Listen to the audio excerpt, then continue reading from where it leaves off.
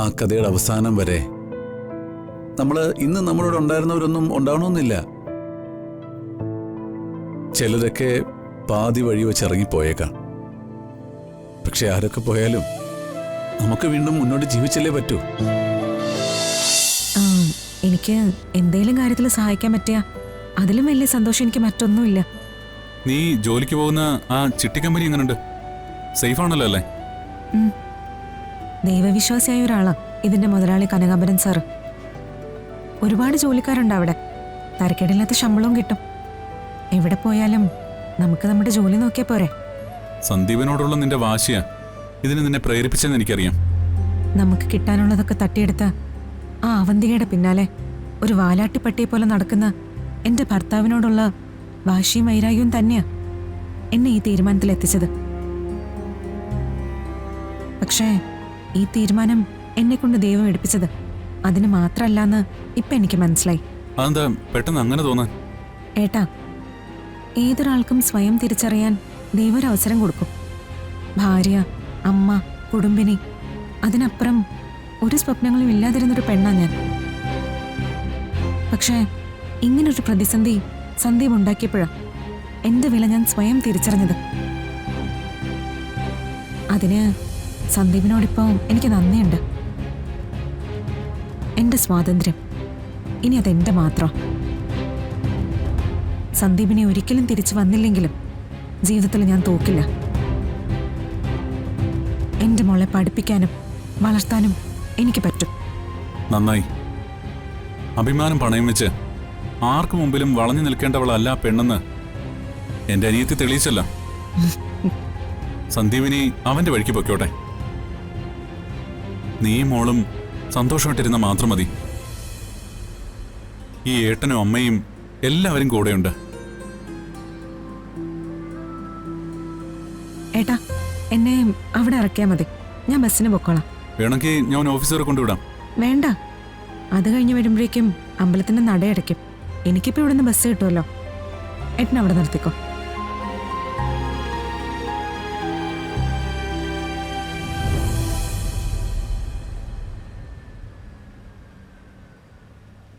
ശരി, വൈകിട്ട് കാണാം.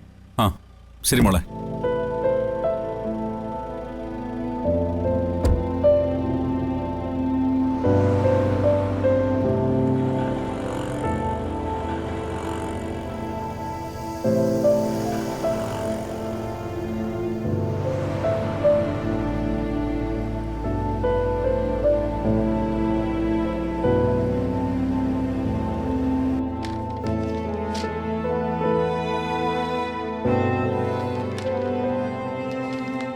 എടാ, മനുഷ്യർക്ക് ജീവിതം രണ്ടില്ല, ഒന്നേ ഉള്ളൂ.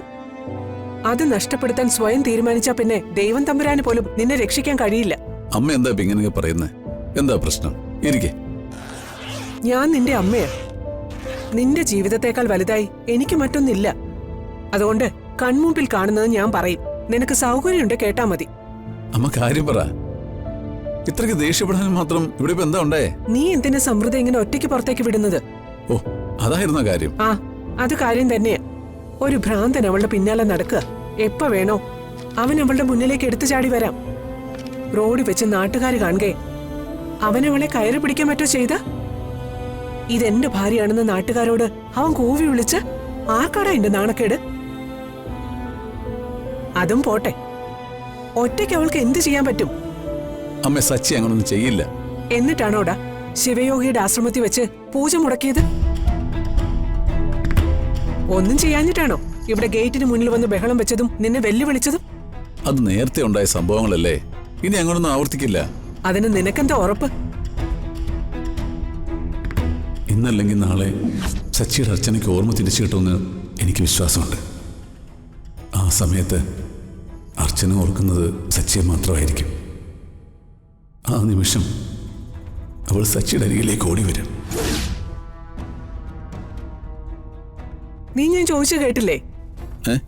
ശല്യപ്പെടുത്താൻ ഇനി നിങ്ങളുടെ ജീവിതത്തിലേക്ക് വരില്ലെന്ന് അവരെന്തെങ്കിലും ഉറപ്പ് തന്നിട്ടുണ്ടോ? അമ്മ, കാര്യങ്ങളൊക്കെ അയാൾക്ക് മനസ്സിലായിട്ടുണ്ടമ്മേ. ഇനി അയാൾ അങ്ങനൊന്നും ചെയ്യില്ല. അപ്പൊ നീ അവനെ പോയി കണ്ടു അല്ലേ? എന്റെ ആവശ്യത്തിന്? എന്റെ അമ്മേ, ഞാൻ അങ്ങോട്ട് പോയി കണ്ടതൊന്നുമല്ല. അയാൾ എന്നെ കാണാൻ വന്നിരുന്നു ഓഫീസിൽ. ഏ എന്നിട്ട് സംഭവിച്ചതിനൊക്കെ അയാൾ എന്നോട് സോറി പറഞ്ഞു. ഒരു കാരണവശാലും അയാൾ എന്നെയോ സമൃദ്ധിയോ ശല്യപ്പെടുത്താൻ ഇനി വരില്ല. അവനെ നീ വിശ്വസിക്കണ്ട. അമ്മ പറഞ്ഞതുപോലെ മനുഷ്യർക്ക് ഒരു ജീവിതമല്ലേ ഉള്ളൂ. മറ്റുള്ളവരെ വിശ്വാസത്തിലെടുക്കാതെ നമുക്ക് എങ്ങനെ മുന്നോട്ട് പോകാൻ പറ്റും? സൂക്ഷിച്ച് നമുക്ക് കൊള്ളാം. ഞാൻ ഓർമ്മിപ്പിച്ചെന്നേ ഉള്ളൂ.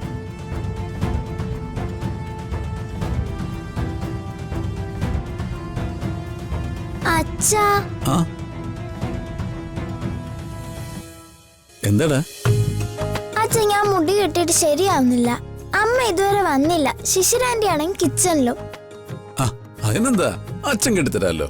അതിന് അച്ഛന് മുടി പിന്നിക്കെട്ടാനൊക്കെ അറിയോ? ആ ശ്രമിച്ച് നോക്കട്ടെ.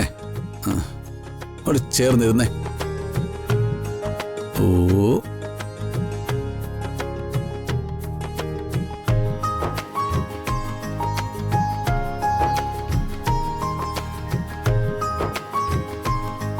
ആ അച്ഛാ, ഓ ഇപ്പൊ തിരുവേ.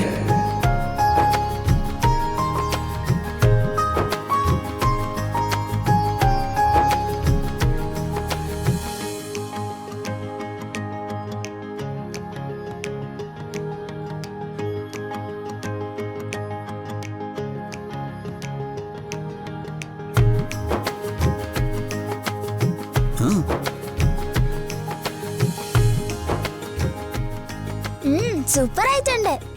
അച്ഛൻ ഇതൊക്കെ എങ്ങനെ അറിയാം? എല്ലാം അറിഞ്ഞിട്ടൊന്നും അല്ലല്ലോ മോളെ, ഇങ്ങനെയൊക്കെയല്ലേ നമ്മൾ പഠിക്കുന്നേ. നാളെ നമ്മൾ തനിച്ചായാലും ഇതൊക്കെ ചെയ്യണ്ടേ? നമ്മളെന്തിനാ തനിച്ചാവുന്നേ? അമ്മയും ശിശിരാന്റിയും അച്ഛമ്മയും ഒക്കെ നമ്മളോടുണ്ടല്ലോ. മോളെ, ഈ ലൈഫ് എന്ന് പറഞ്ഞ പ്രെഡിക്റ്റ് ചെയ്യാൻ പറ്റാത്തൊരു സ്റ്റോറിയാ. ആ കഥയുടെ അവസാനം വരെ ഇന്ന് നമ്മളോട് ഉണ്ടായിരുന്നവരൊന്നും ഉണ്ടാവണമെന്നില്ല. ചിലരൊക്കെ പാതി വഴി വെച്ച് ഇറങ്ങിപ്പോയേക്കാം. പക്ഷെ ആരൊക്കെ പോയാലും നമുക്ക് വീണ്ടും മുന്നോട്ട് ജീവിച്ചല്ലേ പറ്റൂ. അവസാനം നമുക്ക് നമ്മളേ ഉണ്ടാവും. അച്ഛൻ എന്തിനാ ഇമോഷണൽ ആവുന്നേ? എന്താ പറ്റിയേ? ഇമോഷണലായോ അച്ഛൻ? ആ ഒരു രസത്തിന്.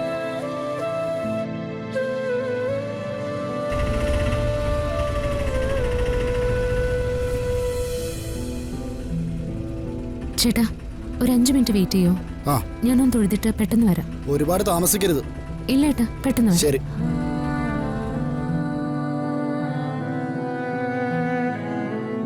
അർച്ചന, ഓ